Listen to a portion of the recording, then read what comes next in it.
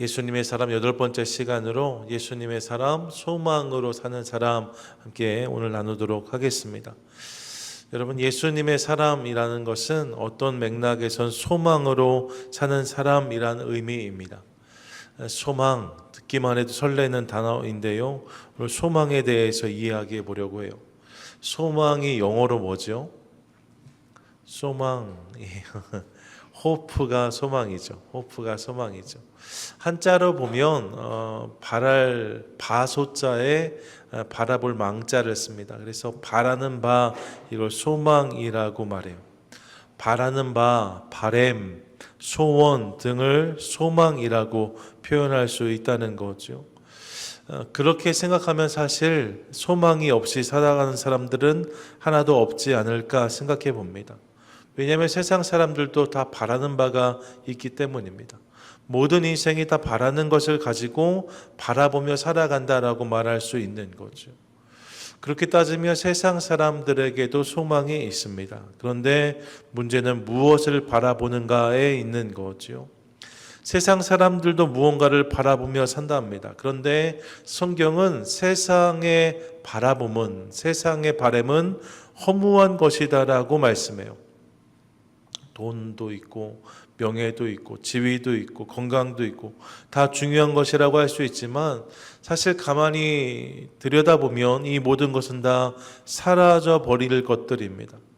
이런 사라져 버린다는 것은 다르게 말하면 지금은 있는 것 같지만 나중에는 없어지는 것이다라는 의미입니다. 이런 정말로 그래요.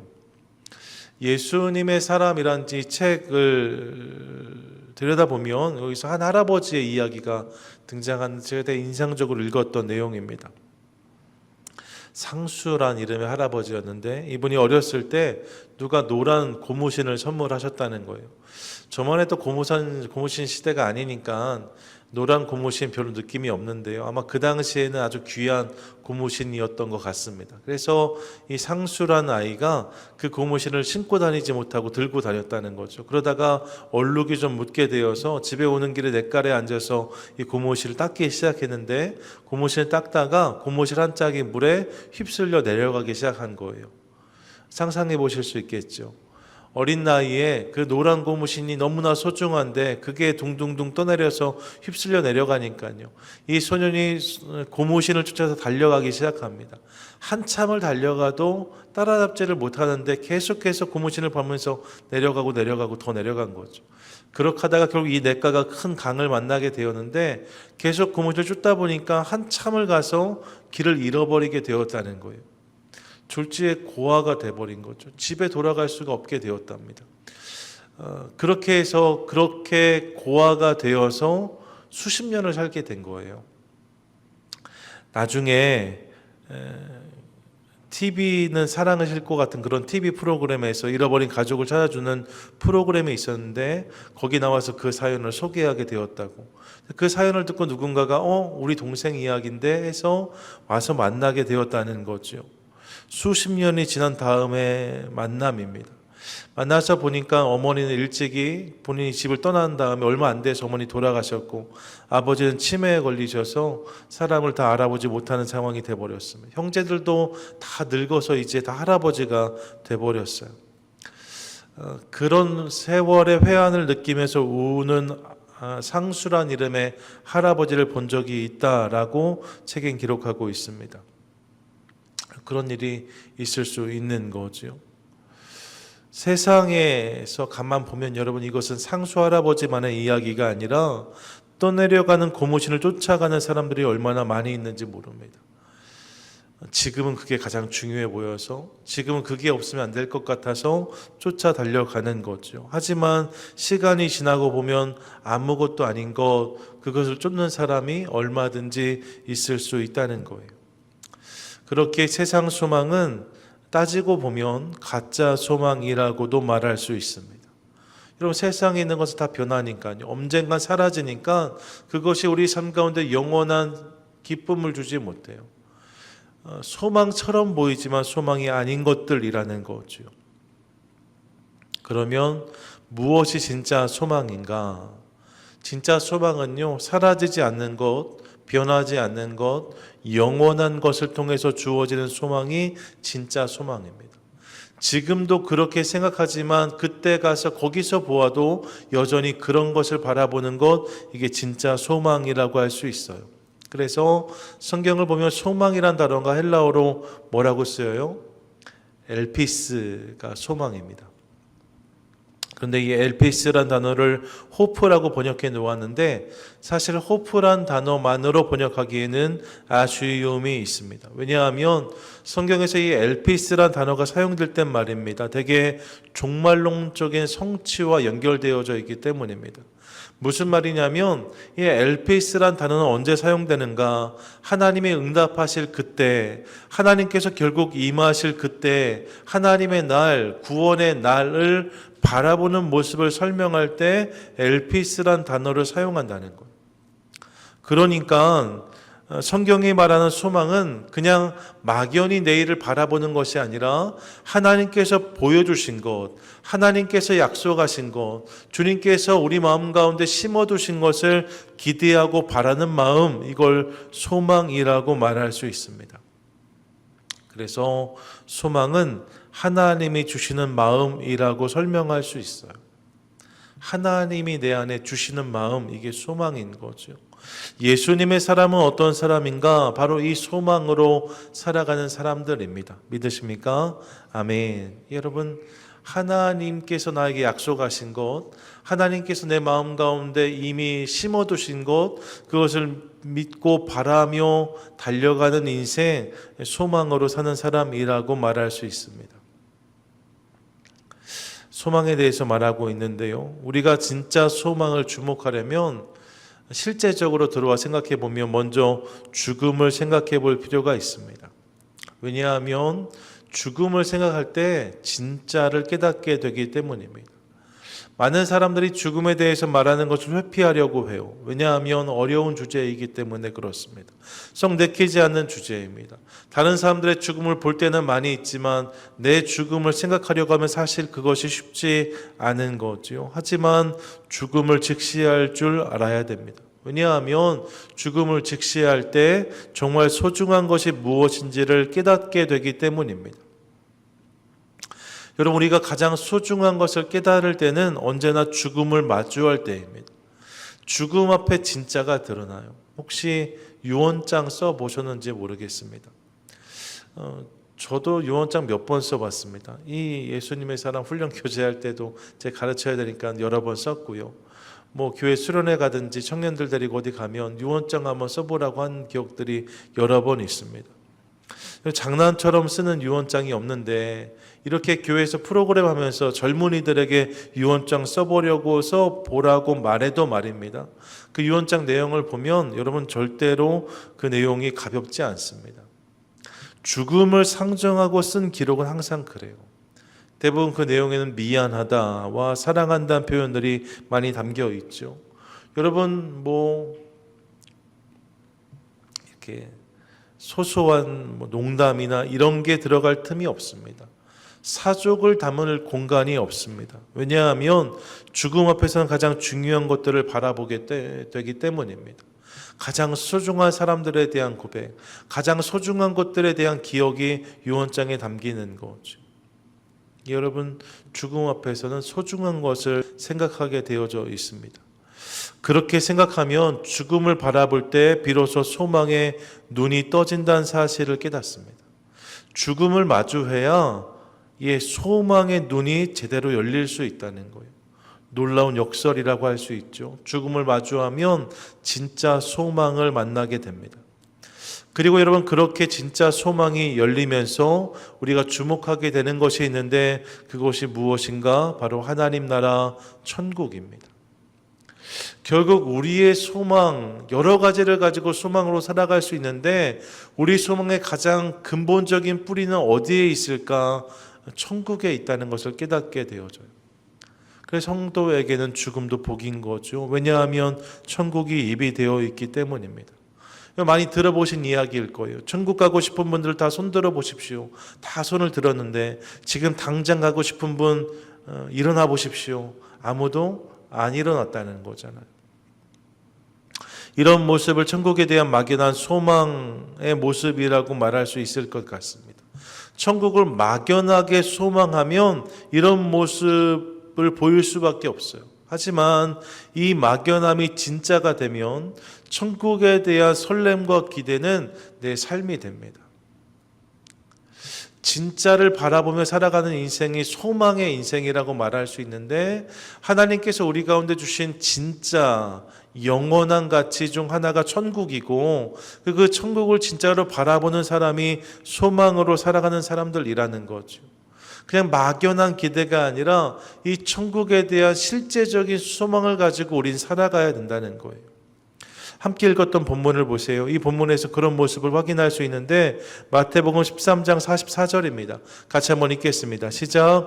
천국은 마치 밭에 감추인 보화와 같으니 사람이 이를 발견한 후 숨겨두고 기뻐하며 돌아가서 자기의 소유를 다 팔아 그 밭을 사느니라. 아멘.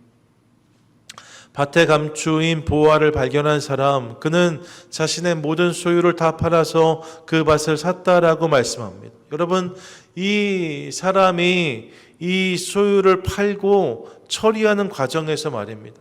그것이 그에게 부담이 됐거나 불편했다는 기록은 등장하지 않습니다.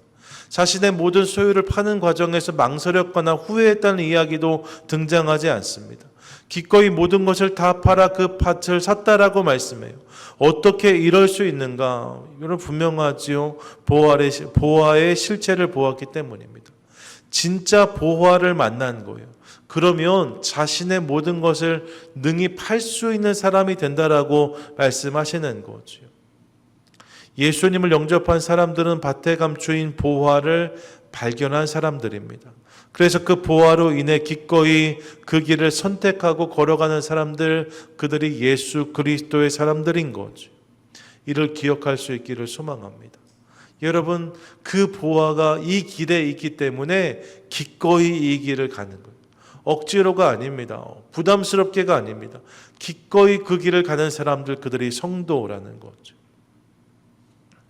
보화를 발견했음에도 불구하고 여전히 근심하고 있다든지, 걱정하고 있다든지, 괴로워하고 있다든지, 답답해하는 모습을 발견할 때가 있는데, 여러분, 그런 우리가 꼭 기억해야 될 것이 소망입니다.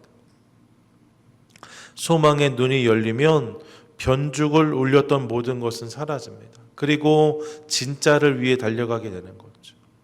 소망의 눈이 열리면, 하나님 나라에 대한 가치를 발견하면 소소한 것과 더 이상 씨름하지 않습니다. 진짜를 붙들고 그것과 씨름할 수 있는 성도가 되는 거예요. 이로 말미암아 가치 판단의 기준이 달라지고, 세상을 보는 관점이 달라지고, 그동안 경험했던 모든 것의 정의가 달라지는 것을 경험합니다. 왜요? 진짜를 발견했기 때문입니다. 진짜를 바라보고 있기 때문입니다. 그러니까 다른 것들을 대하는 모습이 달라지는 거죠. 소망의 능력은 바로 이것이다라고 말씀드리고 싶어요. 기준이 달라지고, 관점이 달라지고, 개념이 달라지는 능력 말입니다. 천국을 향한 소망이 분명하면 이 모든 것이 달라지게 되어져 있습니다. 그러므로 사랑하는 여러분, 천국에 대한, 하나님 나라에 대한 막연한 기대가 아니라 분명한 소망을 가지고 살아가는 것을 통하여서 이 땅에서 우리가 세상과 다른 모습으로 기꺼이 믿음의 경주를 잘 감당하는 저와 여러분, 우리 모두가 되시기를 축복합니다. 아멘. 소망이 우리의 삶을 변화시키는 거죠. 그리고 여러분, 이 소망으로 살기 시작하면 그 인생은 이 땅에서도 천국을 맛볼 수 있다는 사실을 기억하고 싶습니다.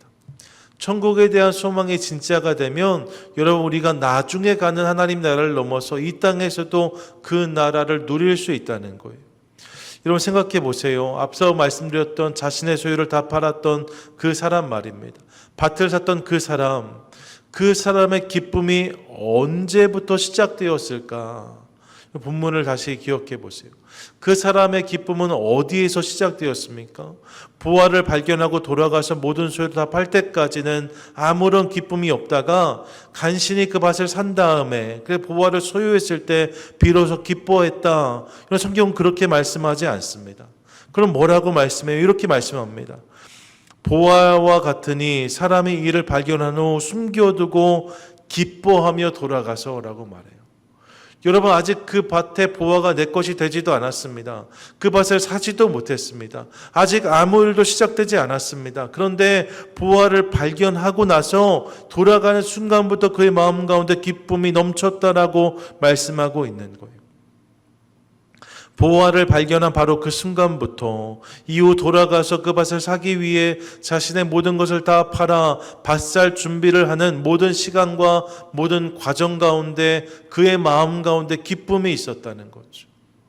이 표정을 상상해 봅니다. 이 사람이 막 억지로 막 꾸역꾸역 인상을 쓰면서 이 일을 감당한 게 아니에요. 아직 그 밭의 보화가 나에게 주어지지 않았음에도 불구하고 이 모든 여정을 감당하는 그의 얼굴에는 계속해서 싱글벙글 웃음이 흘러나왔을 것입니다. 왜요? 그 보화가 주는 기쁨이 이미 그의 마음 가운데 시작되었기 때문입니다. 다 즐거웠다는 거예요. 날이 좋아서 좋지 않아서 모든 것이 아름다웠다. 여러분, 보화를 발견하니까 그런 기쁨이 있는 거죠. 보화를 발견한 자의 기쁨은 발견한 순간부터 그 삶을 가득 채운다는 사실을 깨닫습니다. 우리도 마찬가지인 거죠. 천국에 대한 기쁨이 언제 우리에게 주어지는가? 여러분, 천국 하나님 나라에 대한 기쁨은요, 그 나라에 들어갔을 때만 누리는 기쁨이 아니래요. 언제부터 주어지는 거예요? 그 나라를 소망하기 시작한 순간부터, 하나님 나라가 나에게 주어졌다는 사실이 믿어지기 시작한 순간부터, 하나님의 이 약속을 발견한 순간부터 이 땅에서 우리가 그 기쁨을 누릴 수 있다는 거죠. 믿으십니까? 아멘. 천국에 대한 소망이 내 삶 가운데 시작된 그 순간부터 우리의 삶 가운데 그 나라가 주는 기쁨이 깃들기 시작하는 거예요. 이 땅에서 하나님 나라를 그렇게 누리는 사람들이 바로 성도라는 거죠. 다른 기준으로 살고 다른 관점으로 살고 다른 개념을 선택하는 것이 불편할 수 있습니다. 어려울 수 있습니다. 손해보는 것일 수 있습니다. 하지만 천국에 대한 소망이 분명해지면 이 모든 과정을 기쁨으로 감당할 수 있어요. 왜요? 진짜를 보았기 때문입니다. 믿으십니까? 아멘. 그러므로 이 은혜와 이 감격으로 날마다 걸어가는 저와 여러분, 우리 모두가 되시기를 축복합니다. 아멘. 세상 소망과 다른 진짜 소망이 있다라고 말씀드렸어요. 영원한 것이랍니다. 변하지 않는 것이랍니다. 하나님이 주시는 거래요. 그런 소망이 있는 거죠. 그 소망의 정수가 천국 소망이라고 지금 말씀드리는 것입니다. 그 나라가 나에게 약속되어져 있다는 거예요. 그 나라가 나에게 약속되어져 있다는 사실이 진짜로 내 삶 가운데 믿어지면, 그 나라가 진짜로 내 눈에 들어오기 시작하면, 그 나라에 대한 바라봄이 내 삶 가운데 정말로 시작되어지면 오늘 내 삶은 바뀔 수 있습니다. 이 사실을 기억하며 천국 소망을 가지고 하늘에 속한 사람으로 이 땅을 살아가는 것을 통하여서 어제와 다른 오늘, 오늘과 다른 내일을 날마다 누리는 저와 여러분 되시기를 축복합니다. 아멘. 이게 소망의 사람들인 거예요. 그럼 구체적으로 천국 소망으로 사는 사람은 어떤 삶을 살아가는가 몇 가지만 나누고 싶습니다. 첫째, 여러분, 천국 소망이 허락된 사람들, 천국 소망으로 사는 사람들은 흔들리지 않습니다.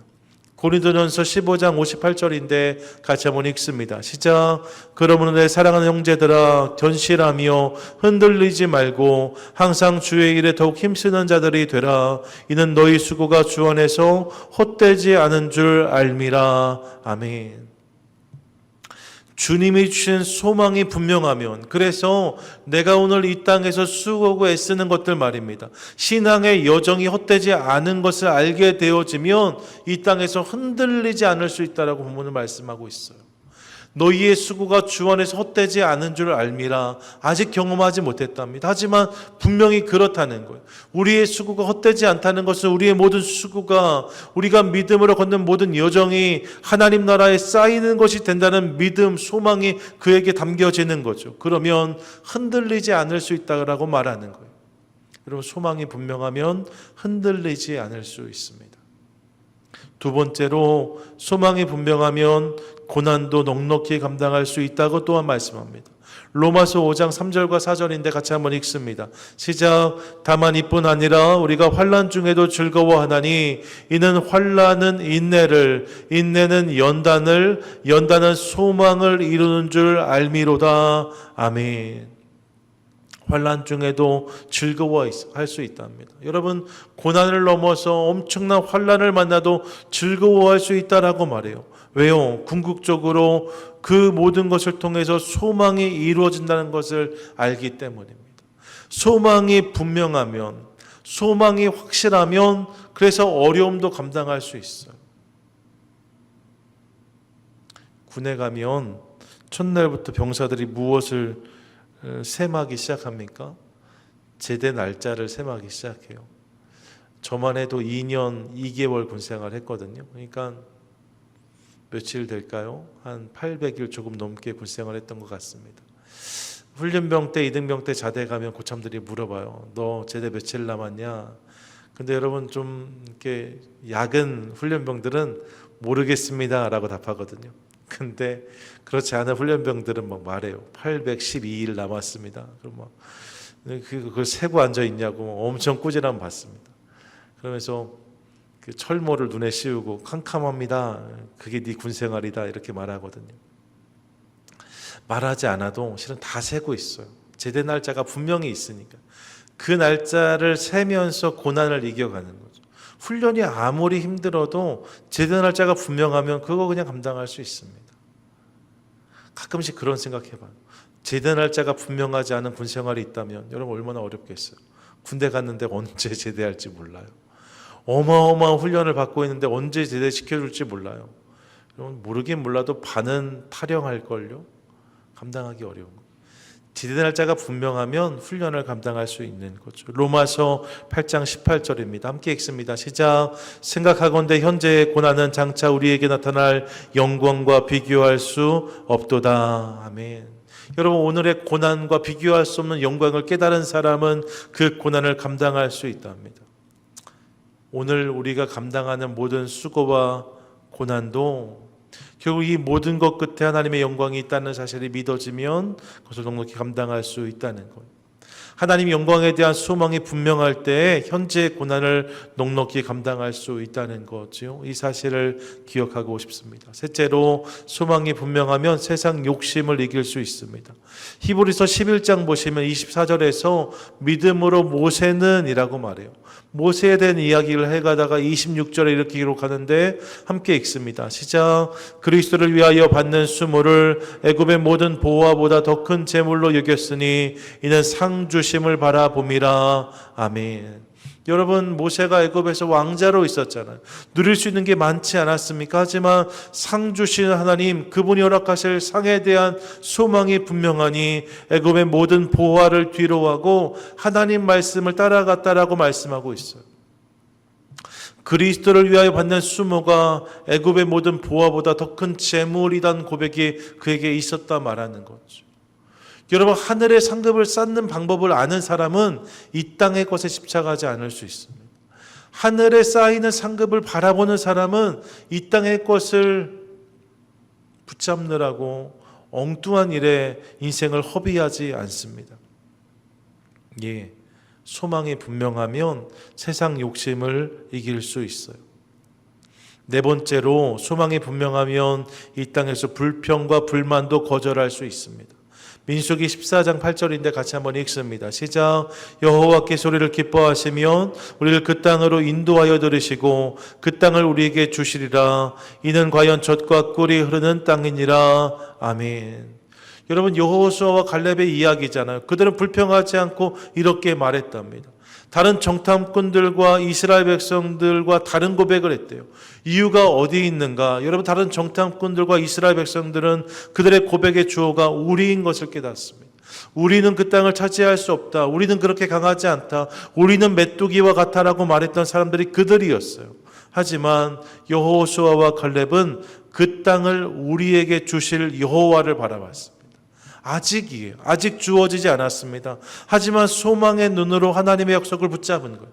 그분이 주신다고 하셨으니 그분이 주실 것이다 라는 믿음이 그들 가운데 있었던 거죠. 이 소망이 분명하니까 여러분, 그들의 입술 가운데 불평이 아니라 선포가 터져 나오는 것을 봅니다. 현실만 바라보면 여호수아와 갈렙도 불평할 수밖에 없어요. 하지만 그들의 눈에 하나님의 약속이 보여지니까, 하나님이 주어로 붙잡아지니까 소망을 선포한 자들이 되었다, 성경 말씀하고 있는 거죠. 예, 소망이 있으면 불평과 불만을 거절하고 선포하고 찬양하는 인생을 살아갈 수 있습니다. 이 사실을 기억하며 분명한 소망으로 이 땅에서 누구도 불평할 것 같은 상황 속에서 하나님을 선포하고 찬양을 고백하는 저와 여러분, 우리 모두가 되시기를 축복합니다. 아멘. 끝으로 여러분, 이게 전 제일 중요하다고 생각하는데요, 천국 소망으로 살면 천국 소망을 보여주는 인생을 살아갈 수가 있어요. 내 안에 소망이 분명하면 천국을 보여주는 인생을 살아갈 수 있습니다. 전 소망으로 살며 경험한 가장 큰 은혜가 이것이라고 생각합니다. 천국 소망이 자연스럽게 내 삶을 통해서 드러나는 거죠. 세상과 다른 기준으로 살아가는 모습, 세상과 다른 관점을 말하는 이야기들, 세상과 다른 삶의 방식들을 통하여서 우리는 세상 가운데 천국의 실제를 드러낼 수 있어요. 예, 여러분, 천국의 소망이 있기 때문에 그렇게 살아가는 모습이 내 삶 가운데 있다면 그 삶을 통해서 세상 사람들이 저 사람을 보니까 정말로 그 나라가 있구나, 이것을 알게 된다는 거예요. 그냥 여러 가지 애들이 있는데요, 전 장례 예배 때 찬양을 부를 때마다 늘 감동을 받습니다. 제가 아주 어렸을 때 기억해요. 제가 아주 어렸을 때는 대천에서 몇 년을 살았거든요. 제가 살았던 때가 대천 아파트라는 데요. 대천에 딱 들어가면 초입에 있는 언덕 위에 야트막한 아파트였는데요, 대천에서 장지로 나가는 어지간한 상현 다 그 앞에 길을 지나갔습니다. 제 어렸을 때 기억에 상여가 지나갈 때마다, 그 당시만 해도 꽃상여 메고 지나가는 때였어요, 곡소리가 그 언덕 위 아파트까지 들려오는 거죠. 아이고 아이고 하는 그 소리 말입니다. 그 소리가 참 무서웠어요. 세상 사람들은 다 근데 그렇게 곡하면서 가는 거예요. 그런데 여러분, 믿음의 사람들은 그렇게 하지 않습니다. 죽음 앞에서도 노래를 부릅니다. 죽음 앞에서도 찬양을 부릅니다. 죽음 앞에서도 감사하다는 고백을 합니다. 우리가 늘 그렇게 하니까 이게 당연한 것처럼 느껴지지만 여러분, 주님이 없는 사람들 입장에서 이것만큼 신기한 일이 어디 있겠어요. 누군가가 세상을 떠나는데 여러분, 거기서 찬양할 수 있다, 거기서 감사를 고백할 수 있다, 여러분, 주님이 아니면, 천국이 아니면 설명되지 않는 일입니다. 그런 모습을 대하면서 저 사람들이 정말로 천국을 믿는구나, 이 사실을 보여주게 되는 거죠. 두 아들의 죽음 앞에서 의연했던 손양원 목사님의 이야기나 일제강점기 재림의 교리를 포기하지 않고 예수님이 다시 오시면 일본 천황과 예수님 중에 누가 더 높은가 라는 질문 앞에서 당연히 예수님이 왕이시다는 고백 때문에 교단이 폐쇄되었던 성결교회가 그런 모습이다라고 할 수 있습니다. 여러분, 그 주님에 대한 소망이 분명하니까 세상과 타협하지 않는 거예요. 성결교회가 그 당시에 다 폐쇄되었습니다. 모든 교회가 다 교회를 잃었습니다. 하지만 여러분, 그 모습을 통해서 성결교회가 정말로 예수 그리스도의 다시 오심을 믿는다는 것을 보여준 거죠. 저희가 성결교회 아닙니까? 한국에 가보면 성결교회 예전 예배터 중에 일본 신사가 엄청 많습니다. 일본 신사를 예배터로 다시 시작한 교회들이 많습니다. 이유는 분명합니다. 성결교단이 폐쇄되었거든요. 재산을 다 공중 분해시켰거든요. 그리고 나서 광복을 맞이한 다음에 그 일본 신사를 성결교회들이 불화받았어요. 그리고 그 신사에서 천황을 얘기했던 그 신사에서 예수 그리스도 이름을 외치면서 예배가 시작되어진 거죠. 이게 그런 모습을 통해서 천국이, 하나님이 진짜이심을 드러내는 거예요. 사랑하는 여러분, 천국이 정말로 있음을 보여주는 가장 좋은 증거는 바로 우리 삶입니다.